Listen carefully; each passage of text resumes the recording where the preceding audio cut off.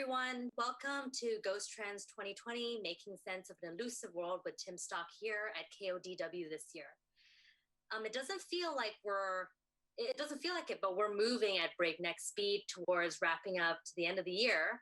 How many of you in our audience today have experienced change like never before? I sure have, in every aspect of our lives, as it's turned upside down with the realization of COVID-19 being here to stay and forcing us to think seriously about the future of our new normal and the sustainability of it. I'm your host today, Jacqueline, a managing partner of Altitude Labs, a digital transformation consulting firm here in Asia. I'm a software engineer by training, but have been in the business for about 8 or so years now, but I now work in the depths of user experience design and product architecture with my clients. What makes it so fun is that I get to learn about their problems and their businesses, different businesses all the time. So I would like to introduce our esteemed speaker today, Tim Stock, co-founder of Scenario DNA, a consultancy that leverages the union of consumer anthropology and data science to advise global clients on upcoming trends and system thinking approach to innovation. He's also a co-inventor of a patented methodology called culture mapping, which is an analysis of patterns using machine learning to visualize trends and forecasts. An overview of what's going to happen this session, Tim will be giving his presentation to us about trends in socioeconomics, healthcare, psychology, food, and our world today, followed by a lovely dialogue between the two of us, and finally ending with a live Q&A session.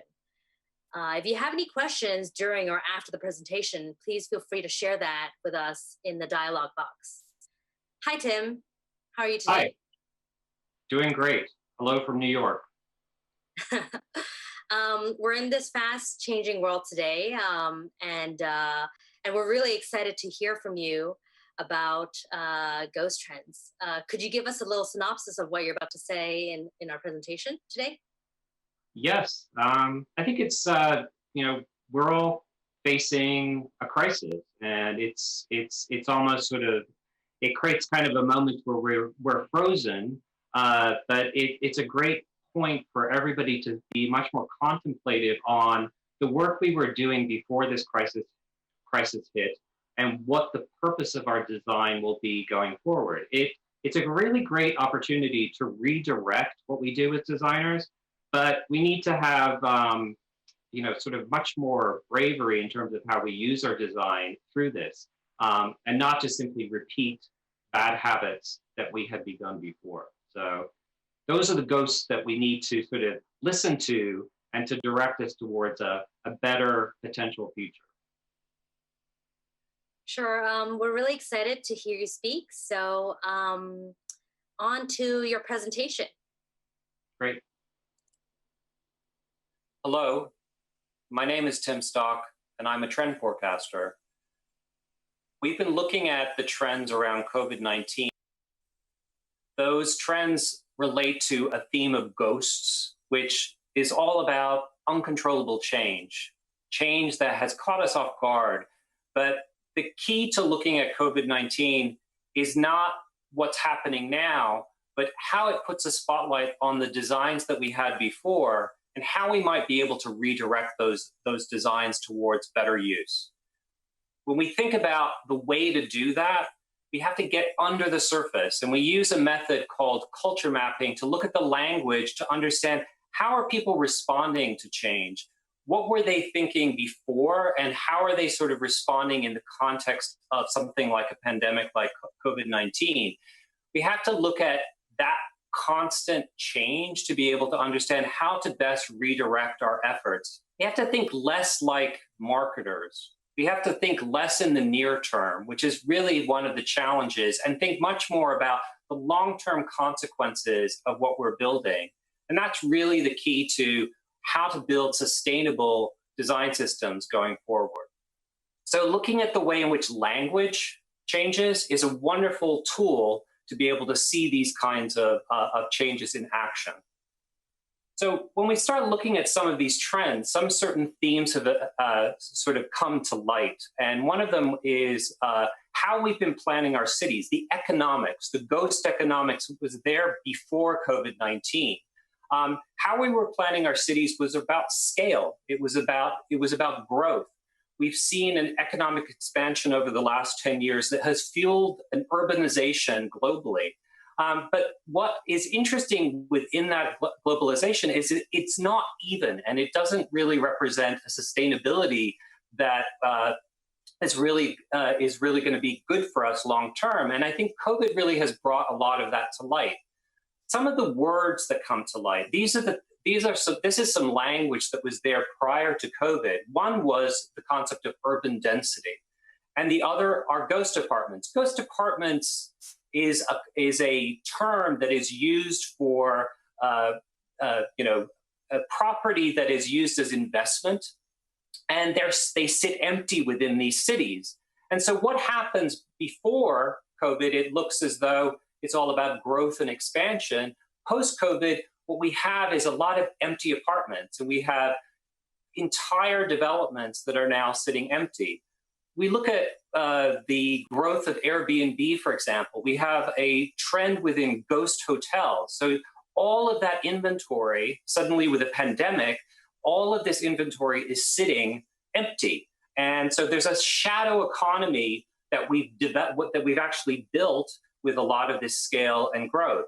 And the same with these ghost apartments. Those ghost apartments now literally sit empty, and we wonder if they'll ever be filled again. So the economics of how we've sort of looked at design and sort of that marketing idea of design is now sort of coming much more into focus, and we put a spotlight on that.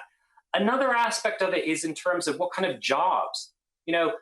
Urbanization drew a lot in terms of what we call the gig economy. Well, the gig economy is also a ghost economy. It's a lot of incremental sort of purchasing of labor, and COVID now sort of places an extra emphasis on how that actually works and doesn't work. We have a lot of kinds of people working, but towards what end, and the issue of what protections there are for that particular labor force. So a lot of the kinds of trends that have emerged over the last several years are certainly gig labor force, but even in terms of we have ghost writers for the rise in influencers. I don't know if anybody is aware of the fact that with all of the influencers that drive our sort of desire for things, there are people who are actually writing for those people as well. Have you ever wondered what is driving the intelligence behind your Alexa? Well, it's a ghost labor force sort of programming that intelligence around how well that works. There's a ghost economy that we've developed, and COVID really puts it into focus. The other is in terms of ghost worlds. And one of the keys is we've built through technology a virtuality to the way in which we live our lives. And there's been sort of a positive and optimistic side to that, but it has also this very sort of this dark side that has been looming prior to COVID. COVID has really brought a lot of that into light. Well, let's look at that from the standpoint of language. And you see two concepts really sort of playing against each other. One is virtual reality, our drive towards technology of virtual experiences. The other is loneliness. There's actually been a huge increase in loneliness. There's a minister of loneliness within the UK. Loneliness by the World Health Organization has been determined to be the #1 cause of disease globally. It's something that is actually at the scale of a pandemic prior to COVID. And when you look at what COVID does to sort of making us be much more aware of that idea of what impact that loneliness has on our health. So a lot of these experiences that we're having now are sort of driven by that virtuality and make us confront much more that kind of sense of being alone and being disconnected. We ghost people. There's been a trend in how we ghost other people we know. We have military being trained to have virtually sort of run wars. And the impact that has on our health, our mental health, is now something that we must much more consider as designers. That impact is really something that is far more abstract and has a huge sort of ramification towards our long-term health of our society. And so, like, moving to health, you know, COVID moved our health over to a virtual space. Nobody can see a doctor during a pandemic. So telehealth is something that has risen. So what does that mean in terms of how we see what is healthy in our society and how we view our own personal health? Well, certainly the concept of virtuality drives a greater responsibility towards our personal management of our own health. So applications that are driven around that are certainly on the rise. The question is, what are we measuring? How are we using that data? Well, we're seeing some of that play out during COVID in how we track the pandemic via smart thermometers. And we look at how we sort of are able to upload information about the virus so we can sort of see how it's spreading. There are even groups of people who are working together to be able to use their own genetics towards particular antibody resilience to the virus. And so we see a lot of kinds of sort of moving of health towards personal responsibility and network responsibility. But the question is that we have to understand that there are really abstract consequences to how that plays out for long-term health. The other is in terms of ghost food systems and like how we look at you know, what we see as food and how we use food. Our kitchens have become far more networked during our urban life. I mean, so many of our kitchens in our homes now look a lot like the kitchens within restaurants because we eat out and we go home and cook and so forth. And there's been this rise of desire for a higher level of food, and a lot of innovation has really been driven around that. The concept of ghost kitchens, which is a term used for scaling high, a high level of cuisine and being able to adapt that cuisine very quickly has been something that had been emerging prior to COVID. There's also it's also tying very much to our desire to be much more engaged with our food than we ever have been before. So there's really kind of an interest around food, but COVID kind of sort of totally throws that off in a lot of ways because we can't go out and eat anymore. And where do we get our access to our food? It throws a lot of that. Many restaurants are going out of business. So you see some of those trends adapting. For example, restaurants that are struggling to stay in business, every kitchen becomes a ghost kitchen now.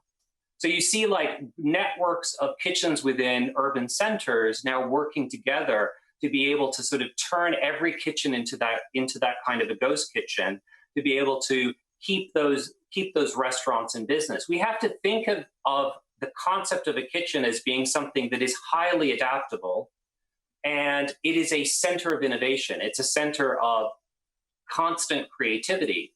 And so it's not just about scaling. I think that's the unique difference between how we saw food before COVID to now post-COVID is it's not about scale. A ghost kitchen would be about scale. And now in the midst of a pandemic, we see much more about the idea of staying very, very adaptable. So looking at the adaptability of our food systems is very, very critical. We see the rise of humanless spaces prior to COVID. This is Amazon Go, which has been actually cashierless kinds of retail that has been really selling this technology to a lot of other kinds of retailers like 7-Eleven. This is about, prior to COVID, is about efficiency. I can go shop. I don't need to sort of go through any process. It's easier to shop. But what does COVID do to that idea of a humanless experience? It's like when we think of not interacting with people during a pandemic, that becomes something that is, I guess we sort of look at as being healthier and sort of being easier. You know, it's actually something that we would trust more. But we have to sort of look at this kind of removing of people from design with some good skepticism, because the question is when we remove something in the design, it is something within human beings to want it to be replaced with something. So it's not good enough to just remove people. It's how we redirect the human qualities of design into other places. You see a lot of this in a lot of trends that had been emerging. For example, we have toilets in our homes now that we can talk to. Those toilets are probably gathering health information that you're going to share with your doctor. And we have, certainly our grocery stores that are being able to sort of predict what we want. We're able to sort of go in frictionlessly without talking with anybody because they know exactly what we want.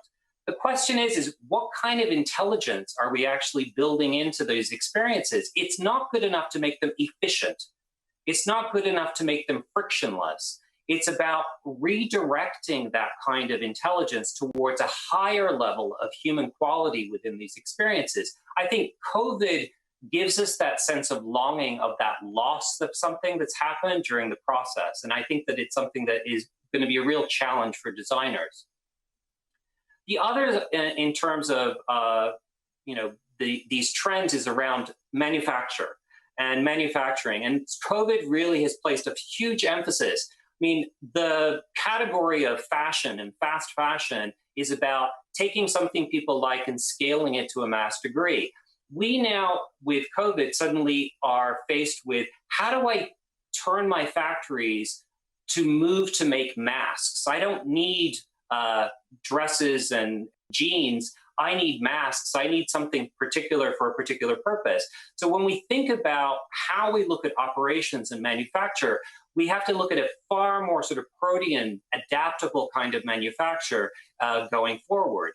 A lot of the ways, and you sort of look at the language around that, it would be, looking at materials differently, how we're using these materials, and material technology. So the kinds of materials that are much more adaptable to that kind of manufacture, as well as responsible manufacturing. I mean, and the issue of responsibility in that manufacture, because it looks at sort of what kinds of other effects come from what we make. If we just scale things, is there a negative consequence to that scale that we haven't really thought of? So many manufacturers really and companies have been sort of put to task during COVID-19 in this way. And you look at, distilleries and breweries making hand sanitizers, and you look at fashion companies making masks and so forth. But really, what is the bigger theme post-COVID? It's that there's going to be a relocalization within manufacturing. That's going to be the rise of micro factories within local urban centers that are much closer to demand. And so how we look at kind of these adaptable kind of on-demand manufacturing frameworks is really kind of the key to how we think of going forward. It's not simply about producing something somewhere and then shipping it and selling it and spending a lot of time on marketing. We have to think much more of closing the loop on the value chain, on the supply chain, and being much more responsible in how we look at manufacturing going forward. At the root of that really is looking at the kind of what are the underlying indicators? What are the consequences? When we think of anything we make, we are pulling from the earth. We look at, one of the most abstract sort of concepts within design that's so hard to get people to understand is climate change and sustainability. It's probably the most misunderstood and misused because it's not because people don't want to, it's very hard to sort of get our hands around it. Well, COVID puts sustainability and climate change much more into clear focus because really it's a product of that. If you look at, so the product of COVID is zoonotic spillage. It has a lot to do with sort of pulling resources, and what the consequences of pulling those resources is, are we paying attention when we do that? I mean, a lot of what we do in terms of design is to do these things and then make those mistakes and then have to afterwards sort of go through this process of correcting them. The idea of recycling and the idea of sort of, taking waste and reusing it and so forth. It's like, when we look into the future, we can't be a reuse culture. We have to start from the beginning of using things in a way so we don't have to make up for those kind of mistakes. And that comes down to really tracking things and seeing things early. Again, it goes to the root of looking at design more like an epidemiologist, as somebody studying viruses, much like those that are looking at COVID. And so when we think about things like, the rising sea levels and, what's the consequences of there's ghost nets out in our oceans from the overfishing and so forth. There are a lot of these kind of factors that we need to be paying attention to much earlier. And they have a huge role in how we look at the sustainability of our design and how we sort of think more creatively of solving these kinds of problems. I think one of the things that we have to sort of be most aware of is that, COVID hits us and it's not happening to us. It's making us aware of things we've already been doing. So in a sense, we have to think much more as not victims, but architects of our future, and say, how can we learn from this? What can we say as designers that we can truly learn from this particular experience and say, am I gathering that intelligence to be able to sort of adapt what we're doing towards a better future? That's really the opportunity here. And I'm